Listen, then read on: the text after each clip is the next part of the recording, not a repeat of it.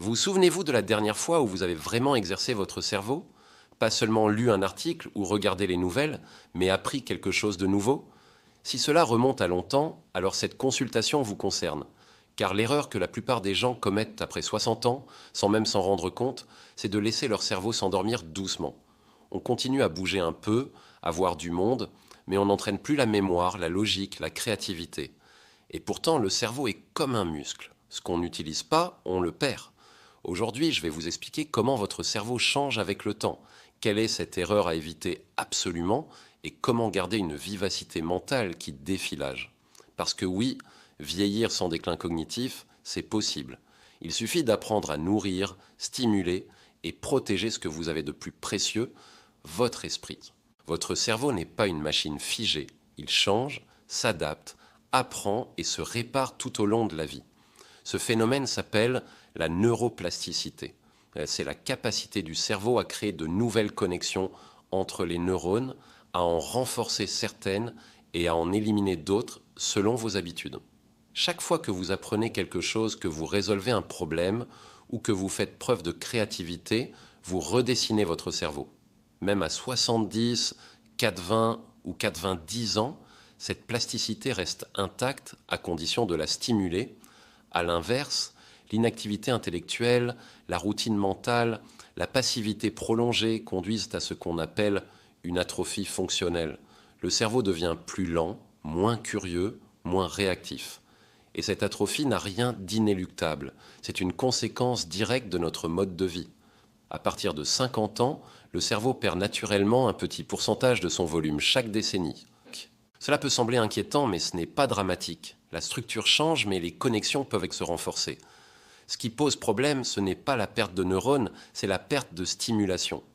Quand on cesse d'apprendre, de découvrir, de se remettre en question, les circuits neuronaux s'affaiblissent.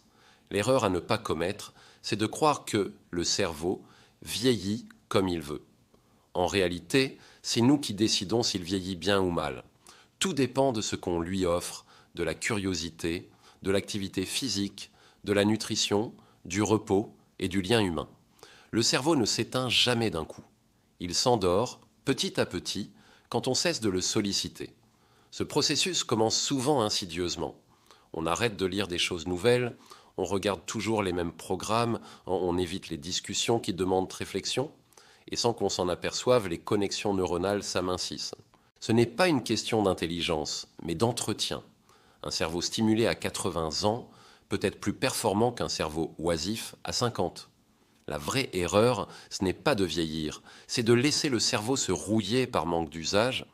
Le cerveau représente à peine 2% du poids du corps, mais consomme 20% de l'oxygène total. Il a besoin d'une circulation sanguine parfaite pour rester vif. Le manque de mouvement, la sédentarité, le tabac, la déshydratation réduisent cet apport d'oxygène. Résultat, les neurones travaillent au ralenti. Marcher, respirer profondément, s'étirer, ces gestes simples réveillent le cerveau. Le corps est la pompe du cerveau. S'il se fige, la tête s'éteint. Ce n'est pas seulement le manque de lecture ou de jeu de mémoire qui affaiblit le cerveau, c'est la routine intellectuelle. Faire toujours les mêmes activités, fréquenter toujours les mêmes personnes, penser toujours de la même manière, cela crée une stagnation cognitive. La routine est confortable, mais elle est l'ennemi du cerveau. Pour rester vif, il faut le surprendre. Changez votre trajet quotidien. Lisez un auteur inconnu. Apprenez une nouvelle chanson, un mot dans une autre langue. Tentez un loisir manuel ou artistique. Le cerveau s'allume quand il rencontre la nouveauté. Il s'éteint quand tout devient prévisible. On oublie souvent que le cerveau n'est pas qu'un organe logique, il est aussi émotionnel. L'émotion positive, la curiosité, l'émerveillement, la gratitude activent la dopamine, l'hormone de la motivation et de la mémoire. Un cerveau curieux vieillit lentement, un cerveau blasé s'endort. Chaque fois que vous ressentez de la joie à découvrir, votre cerveau crée des connexions neuves. La fatigue mentale n'est pas le fruit du hasard. Elle résulte souvent d'un ensemble d'erreurs banales que nous répétons chaque jour sans nous en rendre compte. Ces erreurs accumulées étouffent lentement la vivacité intellectuelle. La première, c'est la surcharge d'informations inutiles. Nous consommons des nouvelles en continu, des notifications, des messages, des images. Le cerveau n'a plus le temps de trier, d'assimiler, d'enregistrer. Résultat, il se fatigue, se disperse, se désorganise. Apprendre à filtrer, c'est protéger sa clarté mentale. Les écrans nous donnent l'illusion d'être informés, mais en réalité, ils désorientent le cerveau. Le défilement constant des réseaux, les publicités, les vidéos courtes fragmentent l'attention. À force de zapper, on entraîne le cerveau à ne plus se concentrer. Ce phénomène s'appelle la fatigue attentionnelle. Le cerveau, bombardé de stimulation, perd sa capacité à maintenir une pensée profonde. Et cela se traduit par des oublis fréquents, un manque de concentration, une impression de confusion diffuse. Le remède, se créer des zones sans écran, des moments de silence où l'esprit peut se reposer et reconstruire ses connexions. Le cerveau a besoin de repères pour bien fonctionner. Quand les heures de lever, de repas ou de coucher varient sans cesse, l'horloge interne se dérègle. Ce dérèglement touche les hormones, le sommeil, la mémoire et la concentration. Avoir un rythme stable, c'est offrir au cerveau un terrain propice à la performance. Levez-vous à la même heure, mangez à des heures régulières.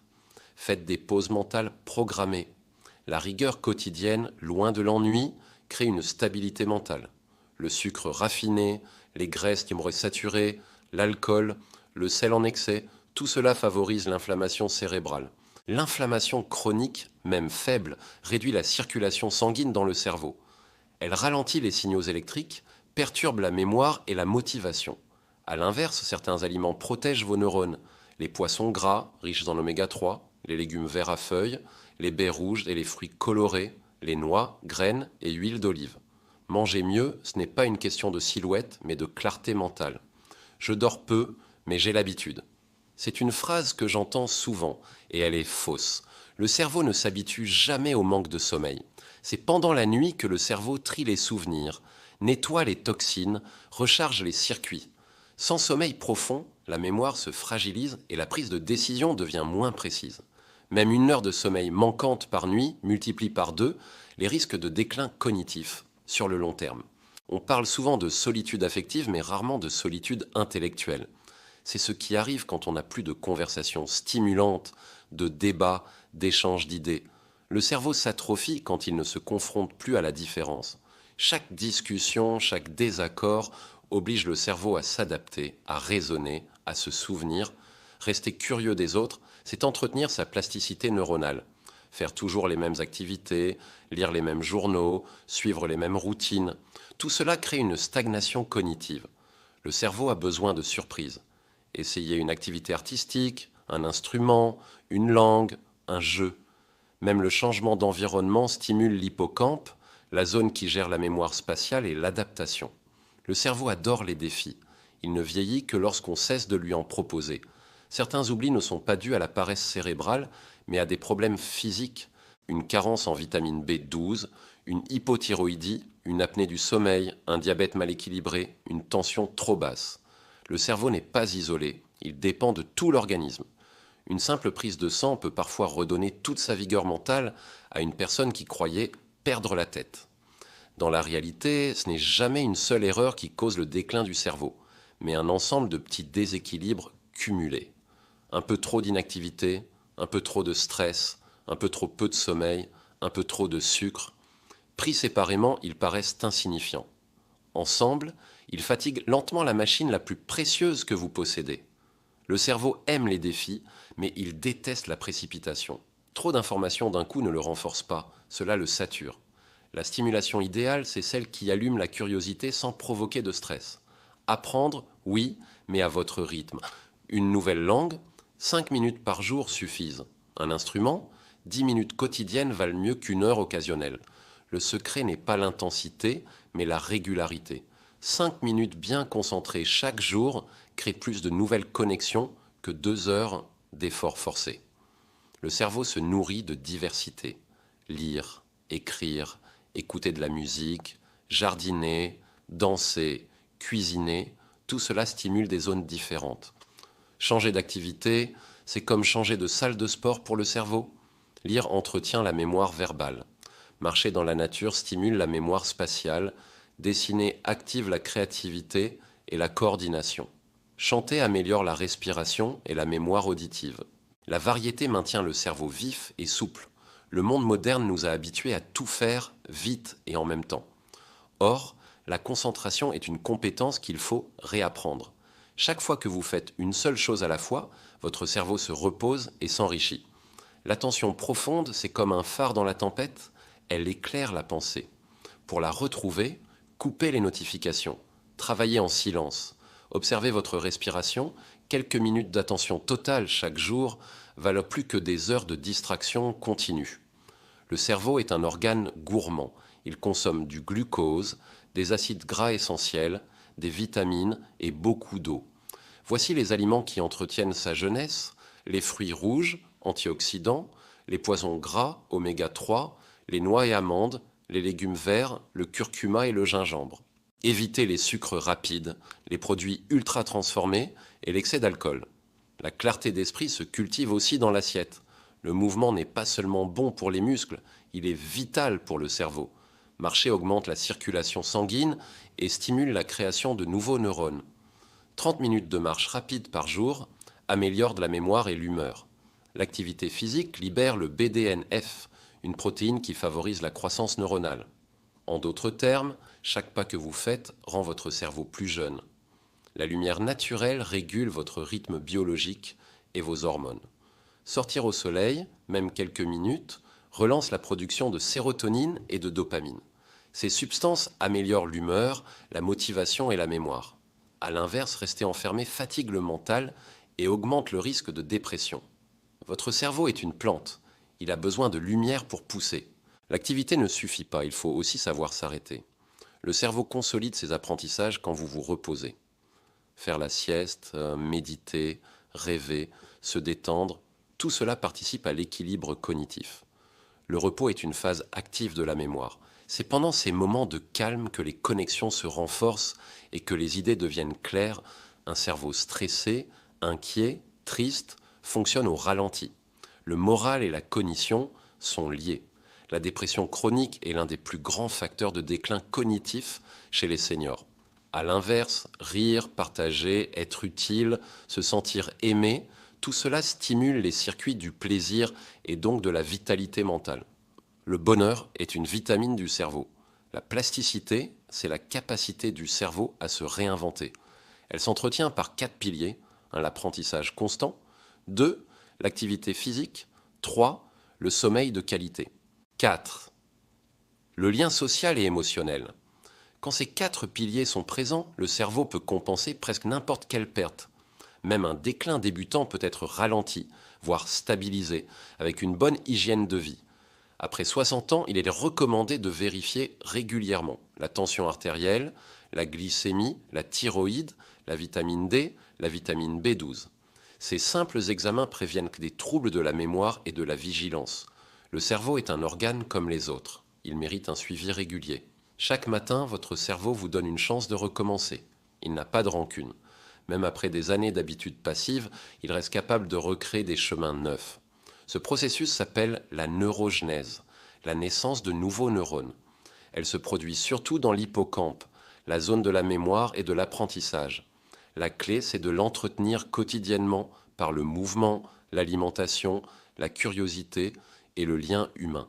Le cerveau n'a pas besoin d'être parfait, il a besoin d'être vivant. Les cerveaux les plus vifs ne sont pas ceux des génies, ce sont ceux des personnes constantes. La discipline quotidienne protège mieux que n'importe quel médicament. Dormez bien, bougez souvent, mangez équilibré, parlez, riez, échangez. Apprenez toujours un peu.